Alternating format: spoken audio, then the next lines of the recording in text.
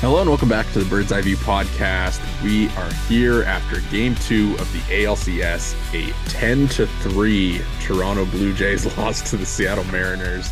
I'm your host, Zach Worden, joined as always by Jori Negin-Shecter. And Jori, these Blue Jays are now down 0-2 in the ALCS as they head to Seattle for 3 games at T-Mobile Park with, their season on the line. How are you feeling after this one? Two thumbs down.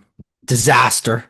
Absolute horrible worst case scenario. I had said even in last episode, it didn't feel like a must win. I take it all back. The season's over. And I'm not even sure I'm being hyperbolic. How is a team that's mustered 4 runs over 18 innings and is set to head off to the offensive graveyard that is T-Mobile, expected to compete with the likes of George Kirby and likely Brian Wu. And if it's not Brian Wu, then it's Luis Castillo. Uh, this is about as low on this Blue Jays team as I think I've been all year. It feels like all the regression is hitting at once. And I don't know if I have an answer because, against the Yankees, it felt like you had an answer. It felt like, okay, the Jays need to do this more. The Jays need to do that more. I don't know what the Jays are going to do that they haven't been doing to this point. They're not getting Bo Bichette. He's not falling out of the sky anytime soon. Ernie Clement has slowed down a little bit. Alejandro Kirk has slowed down a lot. Vladimir Guerrero Jr. still does not have a hit in this series. It's gone completely off the rails. And I tweeted it out. It's feeling more and more like we are headed to the conclusion of the 2025 storybook that is the Toronto Blue Jays. Now, I don't know if you want to talk me off the ledge here, but I'm not even sure if you're going to be able to. Yeah, I mean, I think when you look at this team, like their calling card for much of the season has been, picking themselves up off the mat and finding a way to win. Leading the league in comeback wins this year. I saw they had the second most wins trailing or after following a loss. So being able to, respond. Obviously, they didn't do that tonight, but this team has kind of some of that steady confidence that they're going to be able to come back. And I think the deck is stacked against them a little bit. You mentioned George Kirby game 3 in Seattle, Luis Castillo game 4 in Seattle, Brian Wu game 5 in Seattle, and the Blue Jays are lined up the next couple with Shane Bieber and Max Scherzer, who both, are certainly former Cy Young winners who are in need of a prove it start. So, to me, I think that before you completely write them off, you give them probably another chance to kind of do the thing and show that this is who they are, this group that can come back. And there's probably nothing like a little 6-hour flight to the West Coast to give them a chance to reset and maybe straighten out the vibes a little. But um as we sit here, I guess we can kind of look back at the game a little. I know it's maybe a little um, less than ideal to kind of go through it, but I think you enter this one, you feel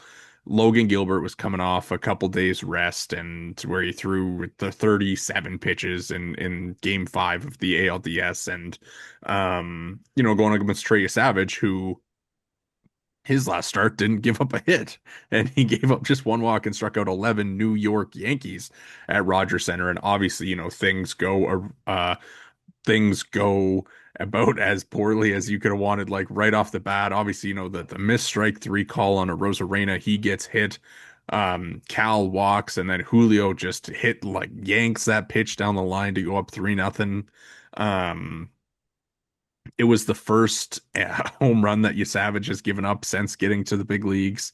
It was the first extra base hit he had allowed on a splitter in the major leagues. It was the first home run he had allowed since August 9th. Can you guess what team he was playing for in on August 9th? Was it the was it the Buffalo Bisons? It was not. It was the New Hampshire Fisher Cats. He was in Double A the last time he gave up a home run. So, um, not ideal there. I mean, I think the Trey start is really interesting. He after the game, he said it was nothing spectacular, and I think that was a pretty fair assessment, right? At least he was able to settle down and give you 3 innings before he comes out for the fifth. And of course, his stuff had kind of been diminishing. His velo had dropped, and then the two guys lead off and get on base in the fifth, and then they bring in Louis Varland for Jorge Polanco. And it And goes off the rails. they're apparently the Mariners players are calling him George Bonds. So George Bonds gets to Louis Varland and shades of game 3 in New York where Louis Varland comes in and gives up a big 3-run home run. For you, Trey Yesavage's start, I mean, at the end of the day, this is a 22-year-old rookie who had been immensely successful in a short amount of time in the major leagues and hadn't really gotten kind of there was the one start that wasn't great against the Royals, but we kind of limited the damage there. But today it was kind of the worst one for him. What did you make of his outing? Obviously, it wasn't what you were looking for, but by and large, he kind of did his job. Even in the fifth inning, he could have, in theory, gone out and faced Polanco, and they ultimately chose to go to Varland. And even that decision wasn't necessarily a poor one at that. The process was fine. It just obviously results in the worst case scenario, a guy that has, through 2 games, absolutely destroyed you. I don't think, to me, I take umbrage with the pitching even so much, despite the fact that they gave up 10 runs. Again, the offense has been completely non-existent outside of basically a Springer leadoff homer and a couple of key Nathan Lucas hits. This is a team that is supposed to hit 1 through 9, and they're barely getting anything from 3, 4, 5, never mind 1 through 9. Barger's another guy that we said was going to have a huge series and should, in theory, have lined up to have a good series. He's done almost nothing. Again, Kirk, as I mentioned, underwhelming. Vladdy, disaster after what he did to the New York Yankees. It's just nothing on the offensive side is going right. Now, I also want to touch on this because you were tossing out some Trey Savage stats. I want to toss out these stats for you and let you just simmer with these. These are from Sportsnet Stats, as always, a friend of the program. Blue Jays will look to join this rare group of teams to rally from an 0-2 deficit in a best of 7 LCS. Those include the Diamondbacks in 2023, Dodgers in 2020, Red Sox in 04. That, of course, is the famous Red Sox comeback team. The Royals against the Blue Jays in 85, and the Cardinals also in 85. But then the real whammy here is that no team has won a best of 7 LCS when losing their first 2 games in their home stadium. It's over, ladies and gentlemen. I know they're only down 0-2, but I just don't see a way the Jays go into T-Mobile and take 2 out of 3 to bring it back to Toronto. Hey, you're looking at LCSs specifically. 1996 Yankees lost. They lost 2 at the house that Babe built. Is that what they called it? The I think house that so. George built. I don't know. So I got to catch George up on. Costanza, of I course, gotta. I built. gotta. I gotta catch up on my Yankees lore, I guess. But 1996 World Series, Yankees drop the first 2 at home and then sweep the Braves the rest of the way. Don't know what you would call that, like a reverse sweep. But you know what? I want to call upon an even more relevant example than the 1996 New York Yankees, and how about the 2019 Toronto Raptors?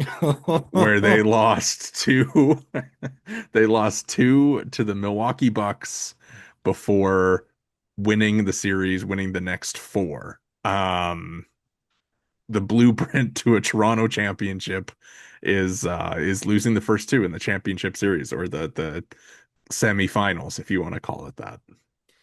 I see it. I get it. I'm not sure where Kawhi Leonard is on this Toronto Blue Jays team. I know it's supposed to be Vladimir Guerrero Jr. I'm not sure that those two are in the same stratosphere when we're talking about the most talented players of their respective sports. I get it. At this point, we're grasping at straws, and for good reason. The Blue Jays look lost right now. Shane Bieber could go out and pitch a gem against the Mariners on what, Wednesday, I guess it would be. Yeah. And, I don't know if I'd bat an eye. But then you're asking one of Max Scherzer or Kevin Gausman. Mind you, Gausman had a solid start, but you're asking one of those two to steal a game as well, and that's obviously assuming that Shane Bieber gets the job done, right? So I think there's so much you have to ask of this team that it's a really frightening and really enormous hill to climb. I just not sure I see a universe that this team is able to get over that kind of hump. And I think that the Mariners kind of have the Jays right where they want them.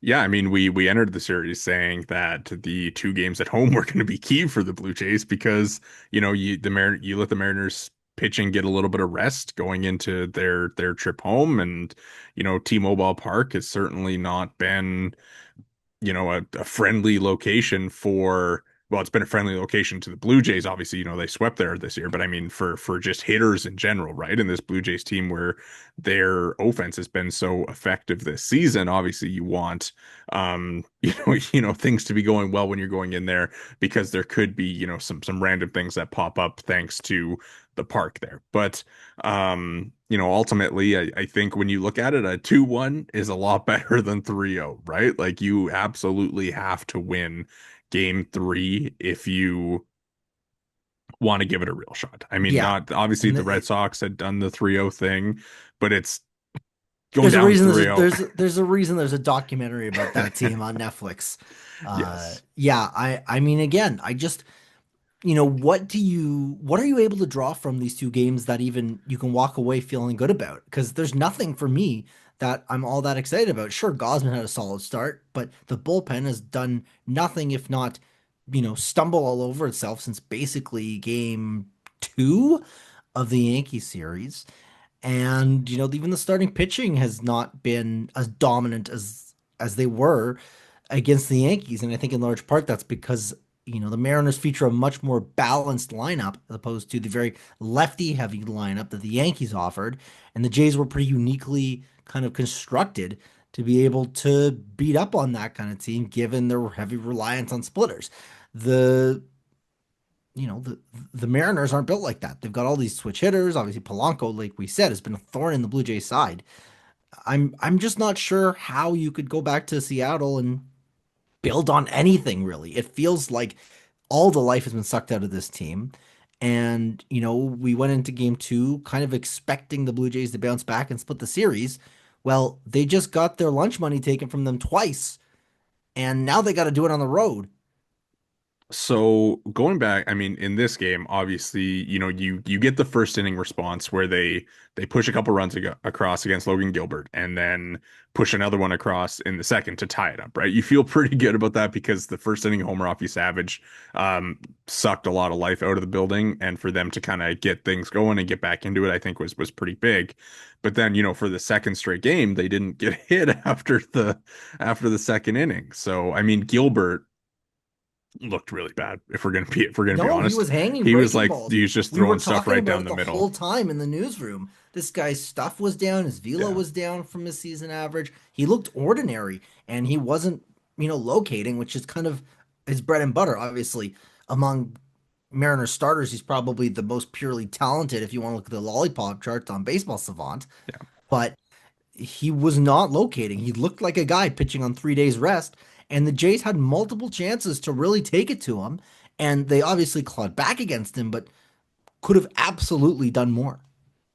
yeah. I mean, you look at the series. There has been two extra base hits by the Blue Jays in two games, and it was George Springer's leadoff homer in game one and George Springer's leadoff double in game two. And other than that, there has been no extra base hits. So, and another thing. I mean, you look at the lasting impact that game one has on the series, right? Bryce Miller working as deep as he did into that game helped the Mariners bullpen, where today you can pull Logan Gilbert after 3 innings, right? And you can go Edward Bizardo for 2 innings. And then obviously they take a little bit of a lead so they can go Carlos Vargas and Emerson Hancock for multiple innings to kind of finish things off. But like it's the everything matters, right? Like every single inning matters in the postseason where you let Bryce Miller go for 6 innings and you're going to be feeling the impact of that in game in six or in games three, four, like it really does make a difference. And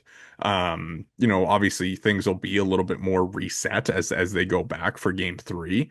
But I mean, it's going to be, I think, really important. They're going to have to come out and set the tone. Like they have to land the first punch in game three. Yeah, and I don't know how they're going to do that. Springer's obviously had a couple of big hits, like you mentioned, but there's nobody else. I mean, Anthony Santander gets scratched from the lineup with back stiffness. We hadn't heard anything about that being something that was ailing him, and all of a sudden Well, he's pulled from the he lineup. he was the player that they made available to the media like before the game. And so he was in there talking and he was, feeling he was like, yeah, I'm not feeling um like back to myself, but I'm feeling better, like feel like I'm getting there. And obviously the back flares up, but you know, I just, crazy. to me, it's, everything's going sideways. Like you're missing Bo already. You're missing him so dearly by the looks of it, and no one else is contributing.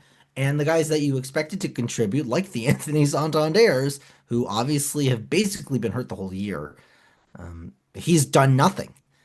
You know, I'm gonna continue to have to tweet out that $92.5 million earnings tweet because he's done nothing to earn that deal really over the last 365 days or so, or however many days are in an MLB season. Yeah. Let me read you the OPS numbers for the Blue Jays. And I mean, Oh we're God, this talking is like, we're talking 2 game sample size, but it's obviously. still gonna hurt to So it's listen it's to. Nathan Lucas 1.267, and obviously that, 3 hits today.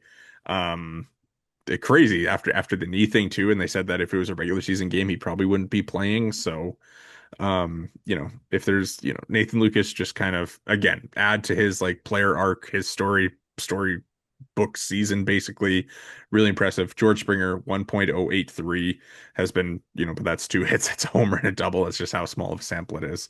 And then from there you go down to Santander who's at 0.666.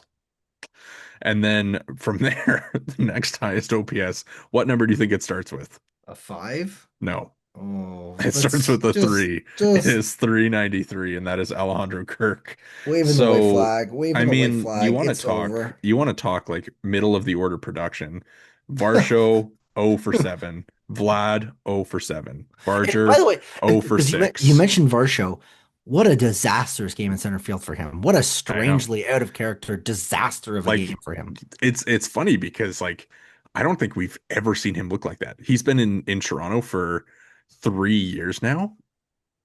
Never seen him Completely look like that. uncharacteristic. The Suarez one, like great catch, like great Yeah, play to but like be able misread to the make, ball off the but like bat. he was like 4 steps back, and then the Garver triple too, where it's like he's running back and then he's like spinning around and he slams into the wall and like it Yard sale. was There were a couple balls that were kind of, lazy stuff in his center field, and you figure he's going to get there because he's Alton Varsho, and just he doesn't get there.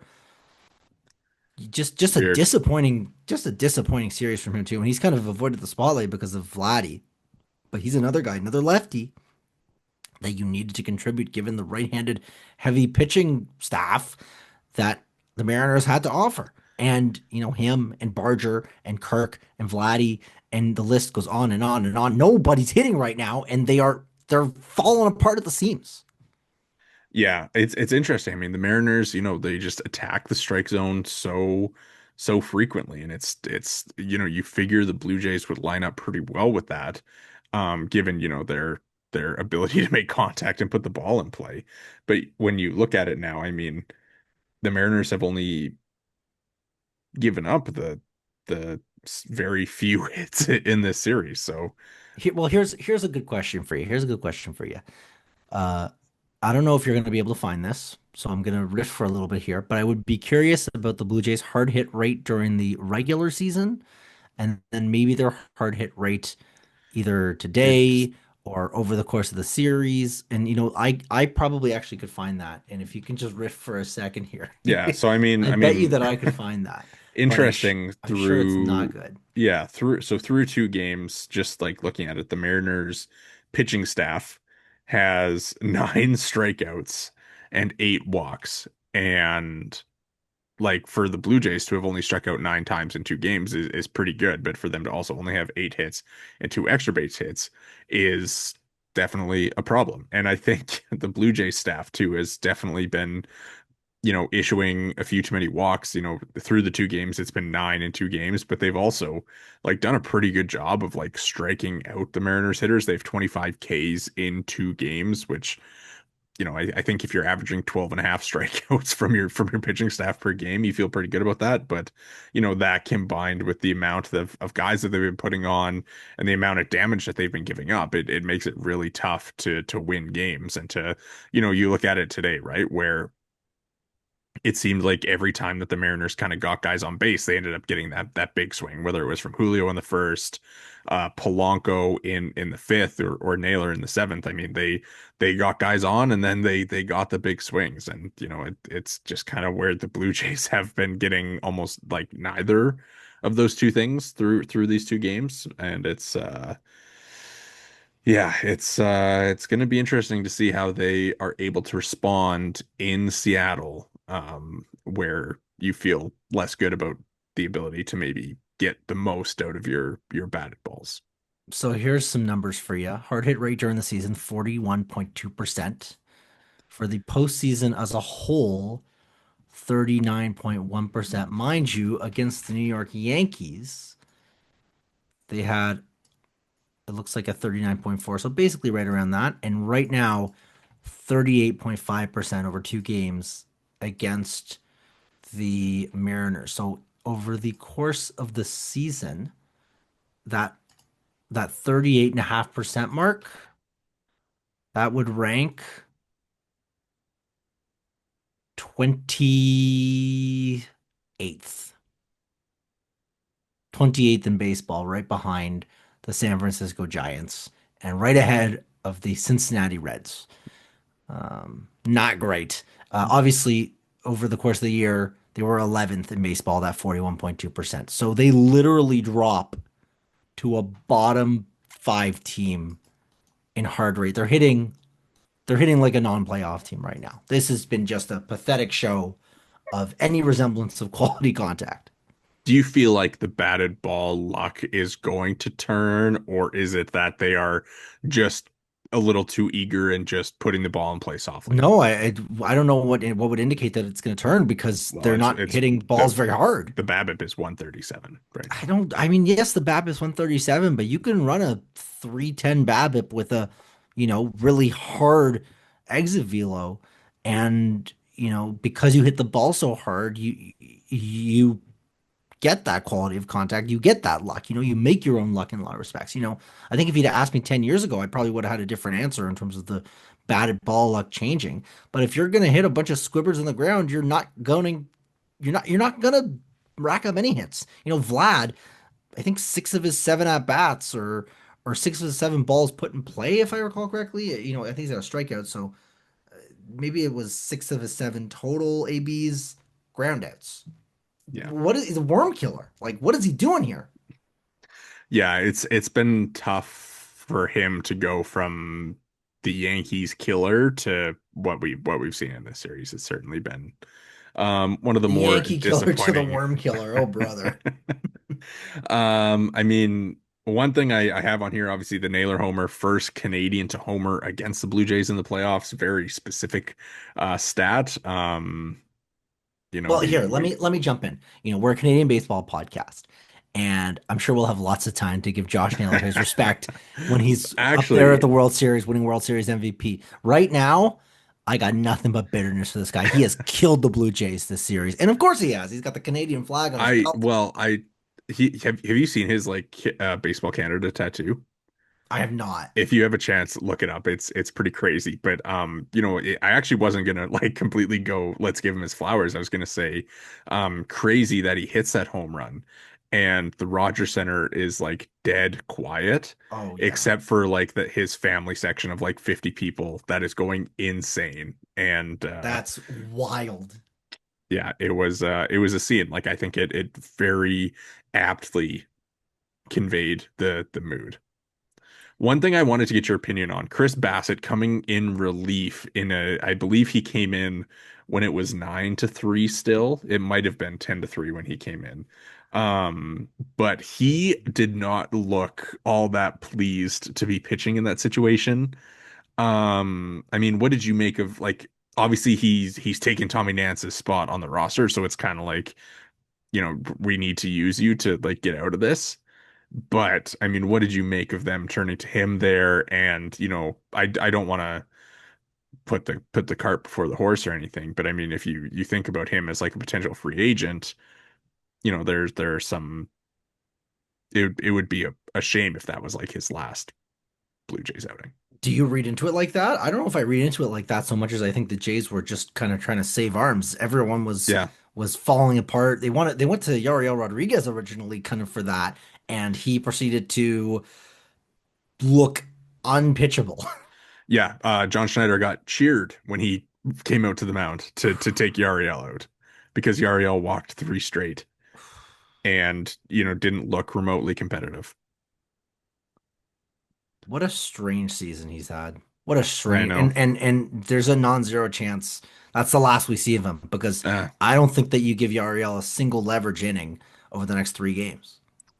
yeah, I mean, we were talking about him like not even being on the postseason roster as we were coming in because of his struggles in the second half, but he looked better against the Yankees, and certainly by the point that he came into the game, it was also um not it It was was a pretty wrap. close to It being a was a wrap. wrap. So yeah, I mean, kind of sucks that you have to go to Bassett and Lauer there at the end, but I guess kind of with the off day it doesn't really matter. So I think that we'll probably see Bassett again.